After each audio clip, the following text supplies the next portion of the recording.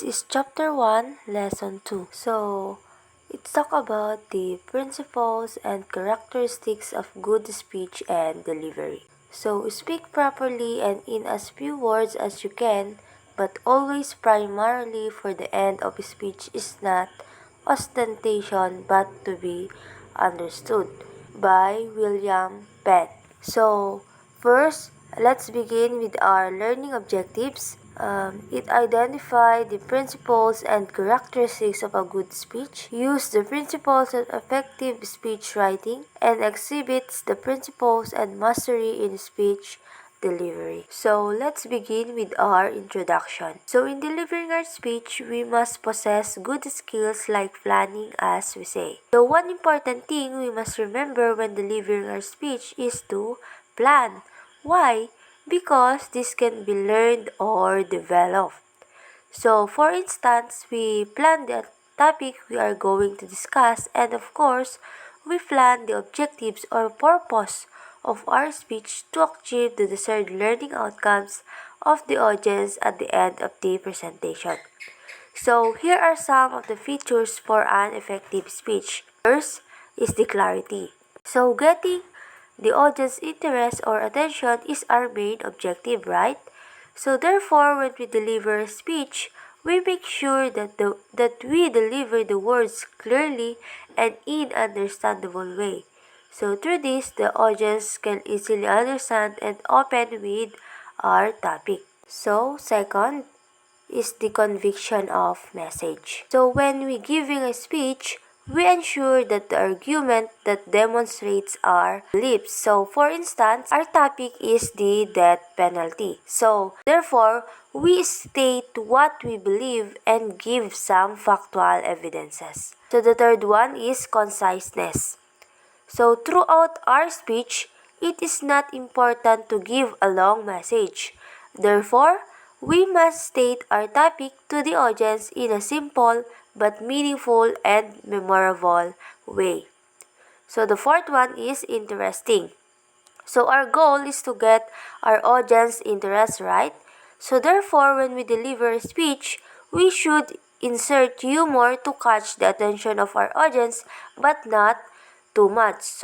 For example, we can use jokes, personal experiences, or quotes to capture their attention and encourage them to pay attention to what we have to say. So next, personal touch. We ensure that there is a connection between you and your audience when we present a speech. For example, tell a story about ourselves that is relevant to our speech to increase its effectiveness. So next, considering the audience. So the speech is delivered to a specific audience. So the speaker should actively consider the expectations, interests, and natures of the audience. So the importance of considering the audience when giving a speech is knowing your audience help you figure out what content and message people care about. So once you have an idea of what to say, knowing your audience also tell you the appropriate tone and voice for your message. So next is soft and slow speech. Soft and slow down your speech is a great technique so you don't marvel your speech clearly and stay on message. So most important element when it comes to speaking softly is breathing. Breathing is essential to taking because the way voice is actually produced is through the vocal cords larynx out of your mouth.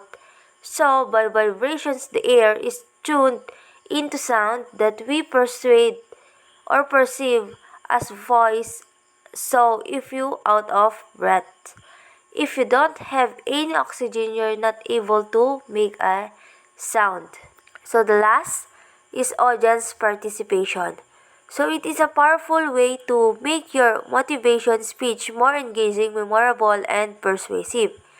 It can help you contact with your main message. However, it also requires careful planning, preparation, and execution. So next, let's talk about the guidelines in writing a good speech. So following are few guidelines in how to prepare and write a well thought of speech.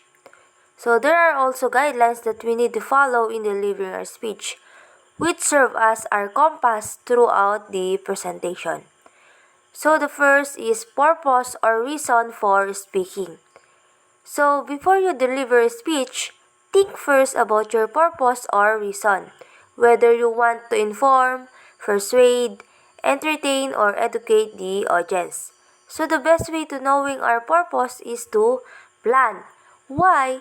Because planning is the important key in making objectives of our speech before anything else to achieve the desired outcome at the end of the presentation. So next is the central message. So in these guidelines, it is what we want our audience to remember or understand after listening to us. If they gain more knowledge, our speech is an effective one. When we deliver a speech, we make sure that the audience gains more lessons about our topic at the end of the presentation. So the interest of our audience at the beginning and ending of our speech are both measured. And last is the audience.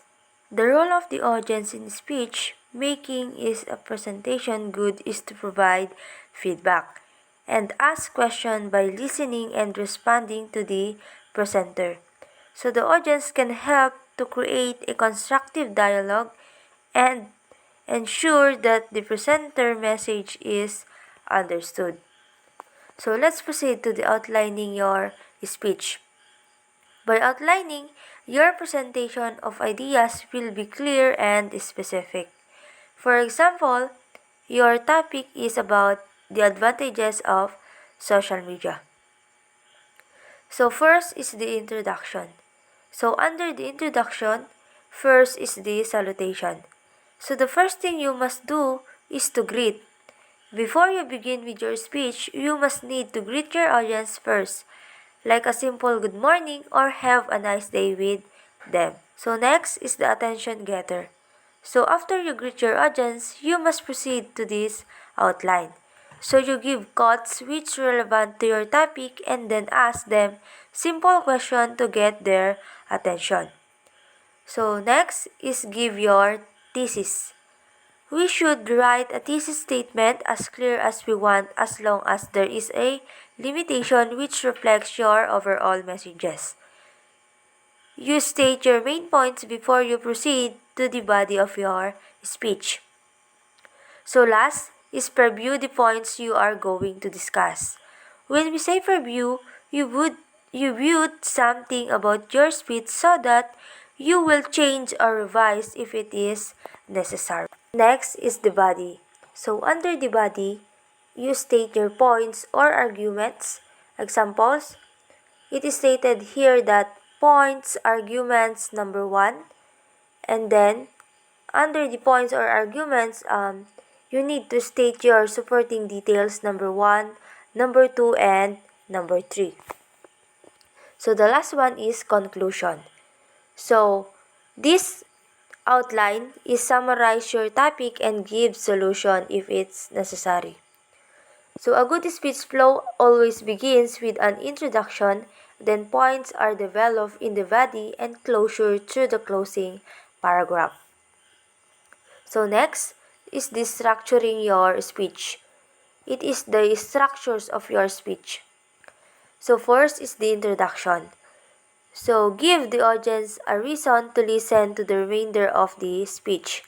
So a good introduction needs to get the audience attention, state the topic, and make the topic relatable, establish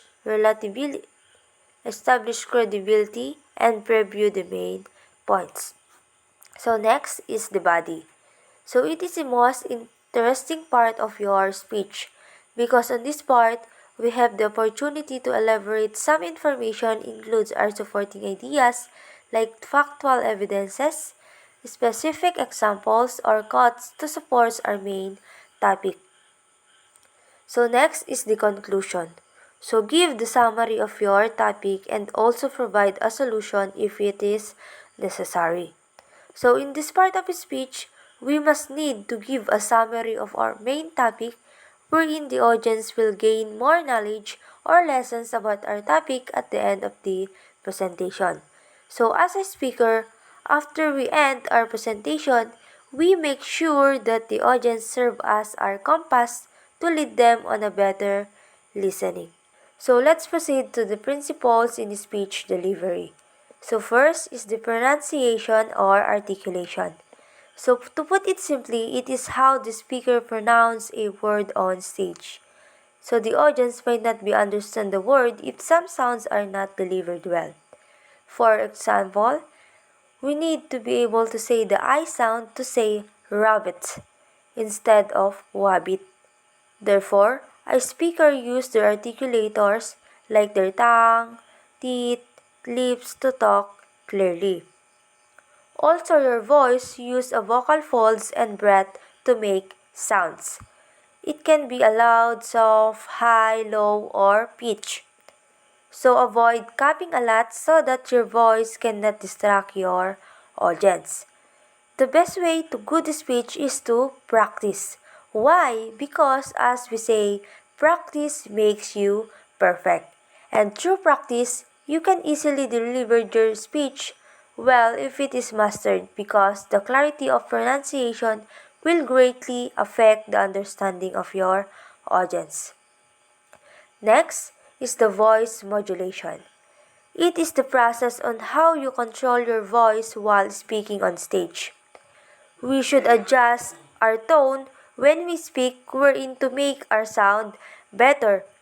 We must possess voice modulation techniques such as tone, pitch, or volume.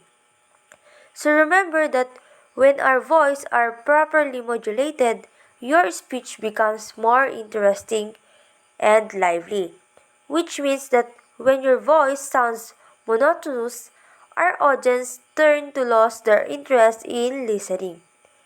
But if our voice is properly modulated, your audience become an active listeners. It says here that the emotions attached to the message is also dependent on the voice modulation. Pauses are also needed to make sure the message is clear and delivered well. So the audience affect their emotions, it depends on the voice modulation of the speaker. When we deliver speech, it is not important to deliver our message in a fastest way. Why? Because pauses are also needed to make sure that the message delivered well to the audience. So we must practice the good voice modulation so that our audience can easily cope with what is being said. So next, stage presence. When performing in front of an audience, the important thing is the stage presence, which is having a confidence in delivering our speech. Self-confidence is the key wherein we should well master our topics before starting a speech. So next is the gestures and facial expressions. Gestures, these are the movements of the hands, arms, or body that are used to communicate or emphasize meaning. Example, by holding one hand at a twist level pointing outward and raising it up with your pain forward, as in the stop gesture, you signal their point. Next is the facial expressions and many more. So last is the audience rapport. It's all about the human connection, mutual understanding, and trust. In the content of delivering a presentation, building rapport means that you understand and value the needs of your audience and respond to those needs. Trust and rapport will increase the chances that your audience will listen and consider your audience ideas and messages. So therefore, we should follow the different guidelines, qualities, or principles of good speech so that our overall presentation at the end can be measured at an effective one.